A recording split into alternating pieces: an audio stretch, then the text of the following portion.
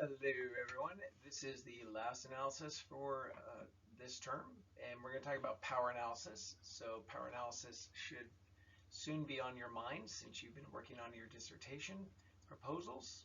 So let's get to it.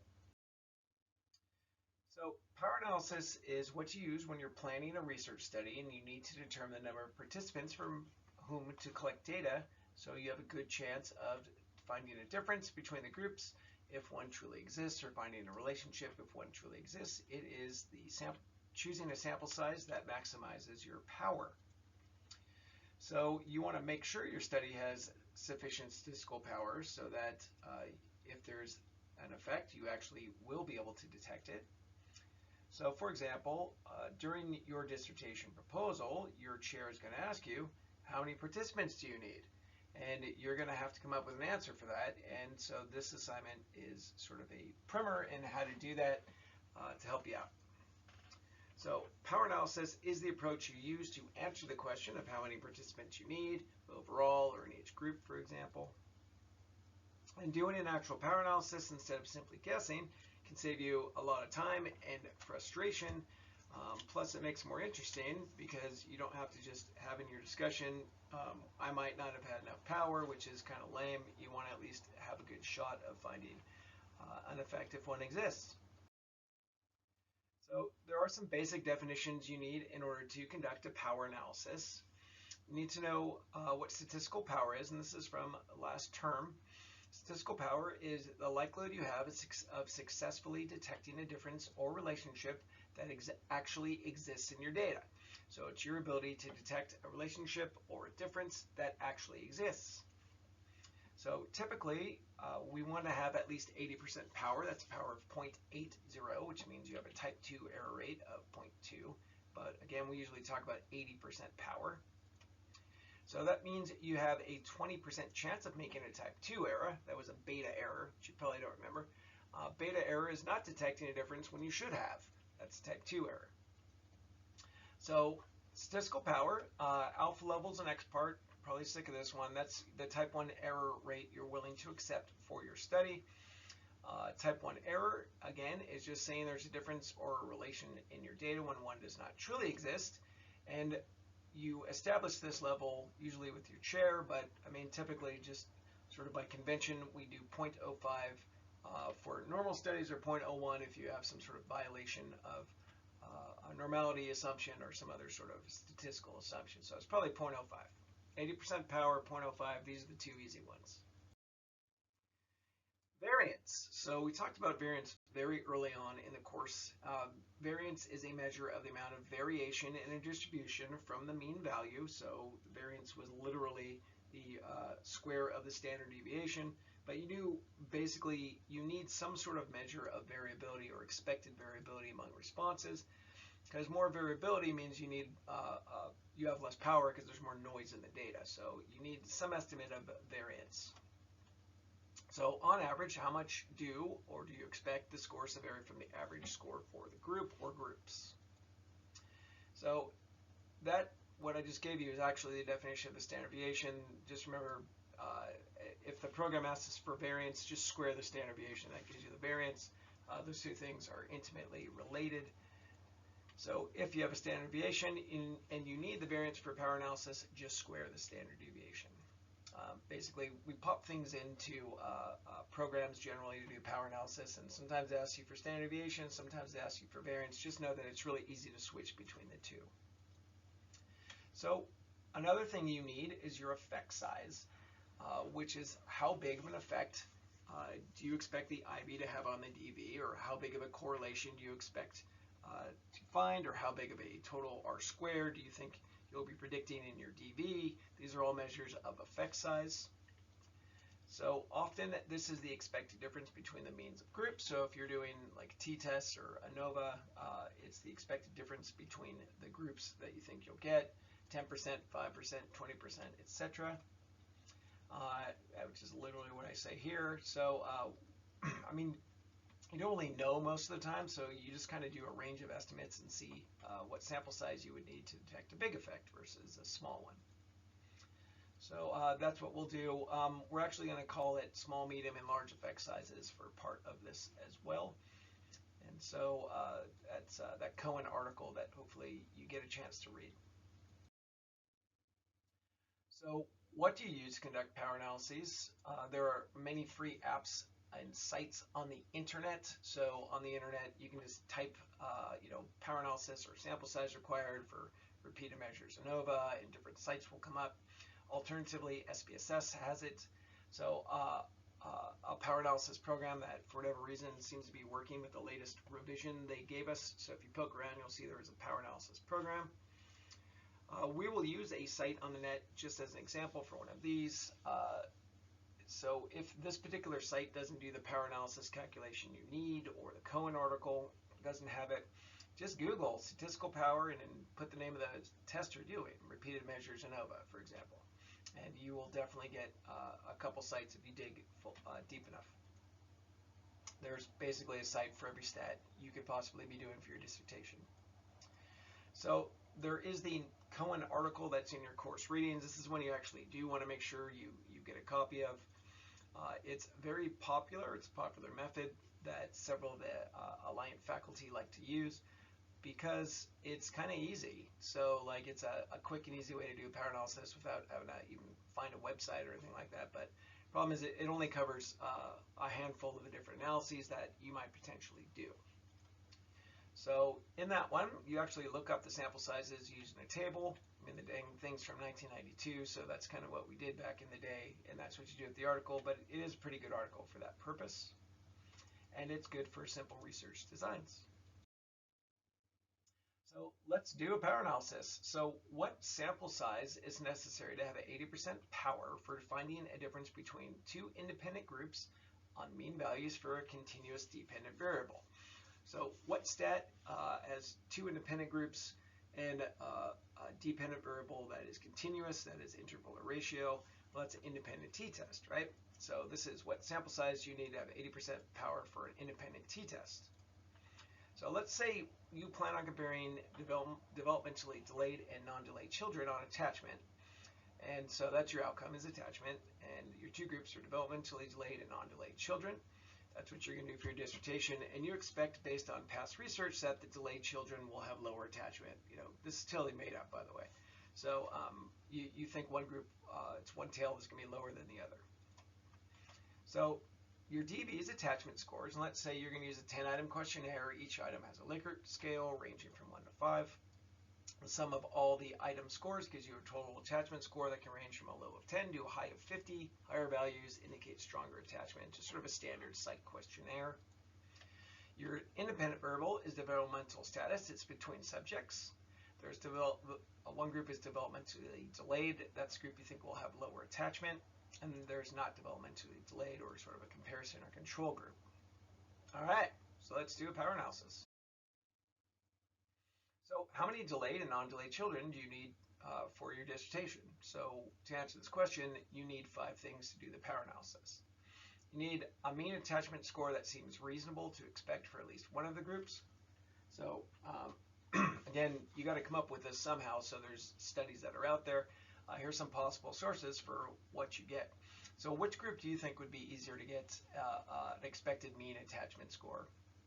Probably the non-developmentally delayed children, but maybe not. Maybe it's the developmentally delayed children, but somewhere out there, someone's got a study where they used your questionnaire. You can get the average attachment score for their folks, use that as your estimate. So is there a past study in your lit review that you can get a mean estimate for at least one of the groups from? What is the mean attachment score in general for children? The age you plan to include in your study? Are there norm scores in some sort of test manual? Sometimes you'll run into that in the back of the manual. They'll say the average for 5th graders is this, and you use that as your estimate for the non-developmentally delayed group. You could also run a quick pilot study. Let's have a handful of children complete the questionnaire and use their mean score. I mean, nothing wrong with that. It's a pilot study. That's why we do them. So get a couple of them. At least you're totally not guessing. You're coming up with it using real children. You could just estimate something that seems reasonable. That's the least so far. The one you want to try the least. So in addition to the mean, so what you expect at least one of the groups to get, on average that you're going to compare, you need to have a standard deviation or a variance for that same group, so for which you have the mean estimate.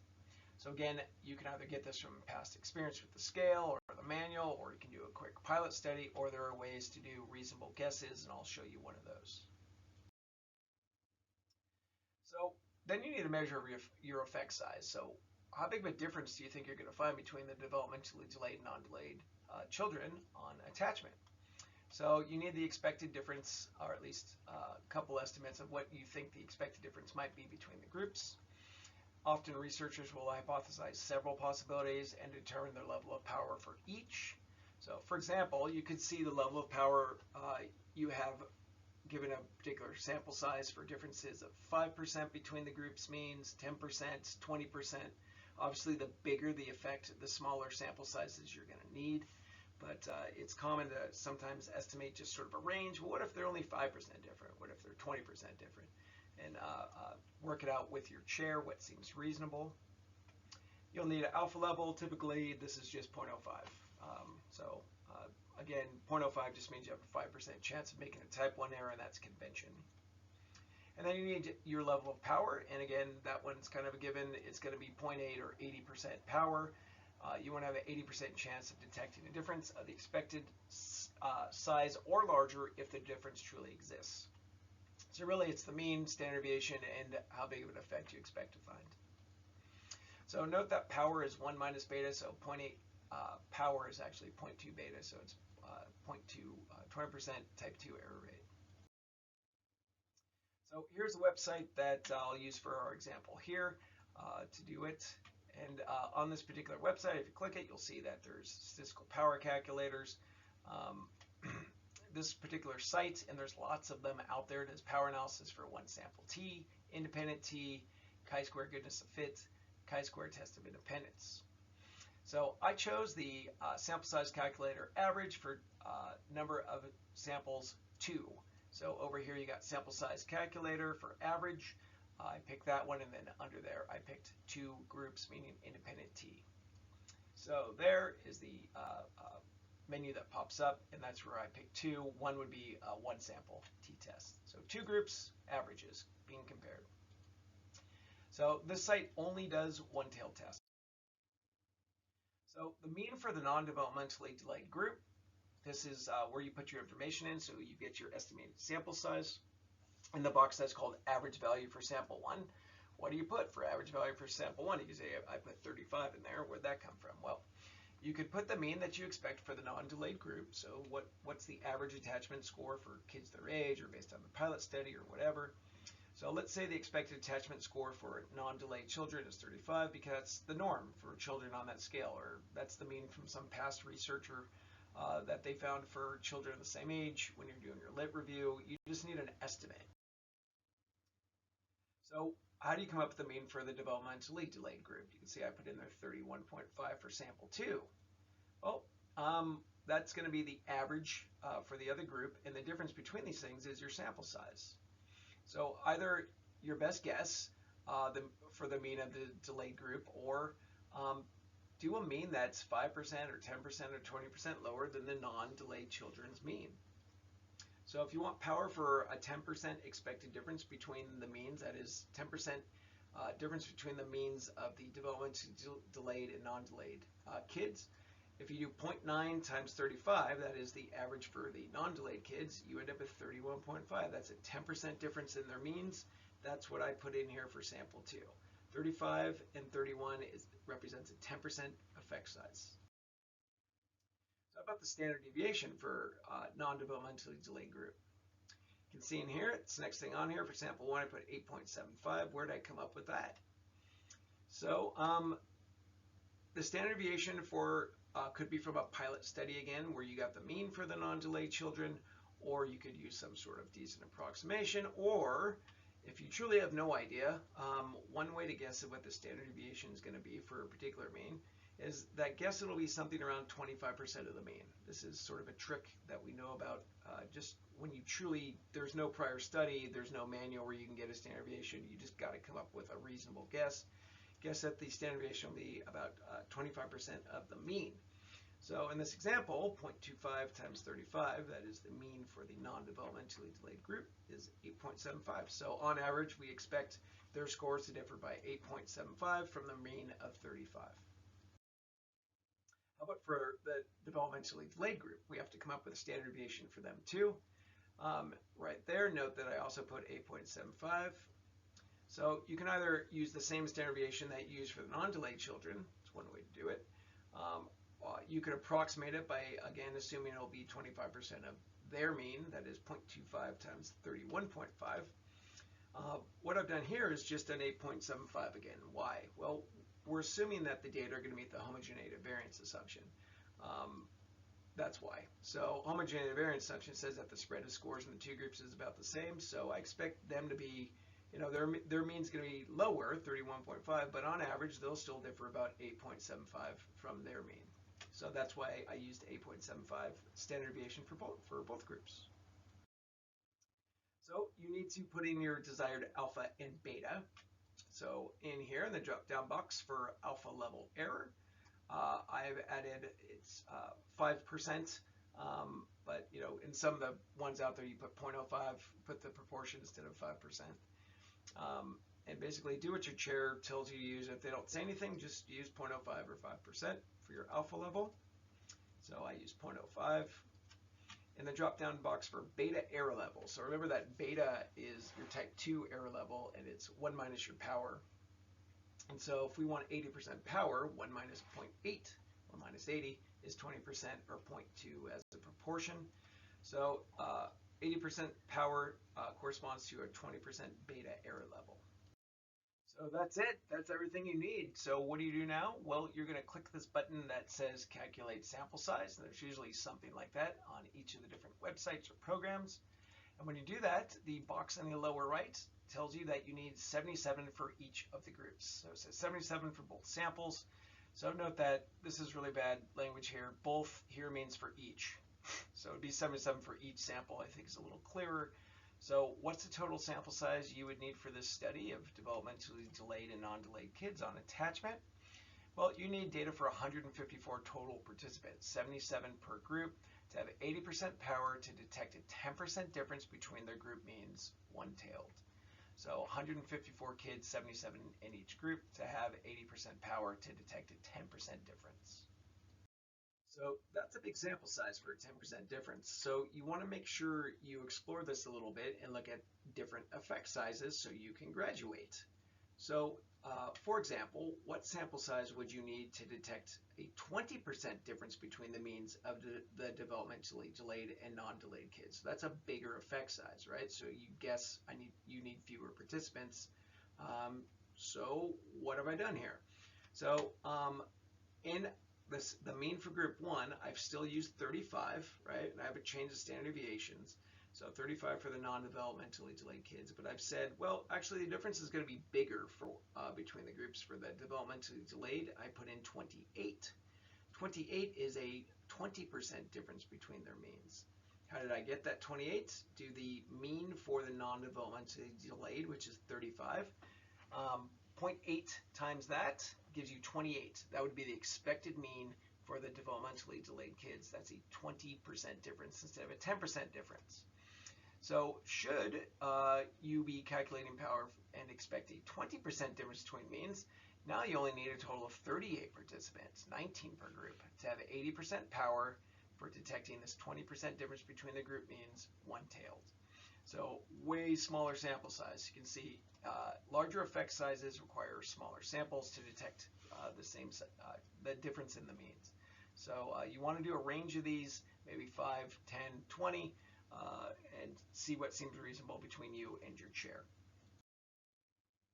So it's even easier to use the Cohen 1992 article, but again, this doesn't take into account all the different variations that can actually occur with different analyses for dissertations, but let's talk about it because maybe yours does fall under the Cohen article.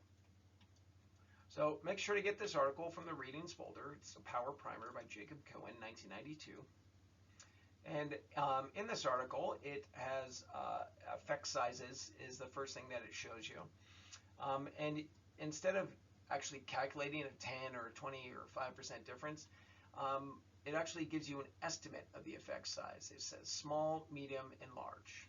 And that makes it easier because you don't have to guess. You just got to go for a small effect size, or medium effect size, or large. Here's the sample sizes I would need. So this particular article covers independent t-tests, that's number 1 here. Correlations, number 2. Chi-square goodness of fits, number 6. The stuff in between is not, stuff you might use, but probably not. Between subjects ANOVA is number 7, so that's very common for dissertations. And then most common of all is multiple linear regression, that's number 8. And for multiple linear regression, R squared is the multiple correlation of all predictors combined. So it's big R squared is what you're estimating, small, medium, or large.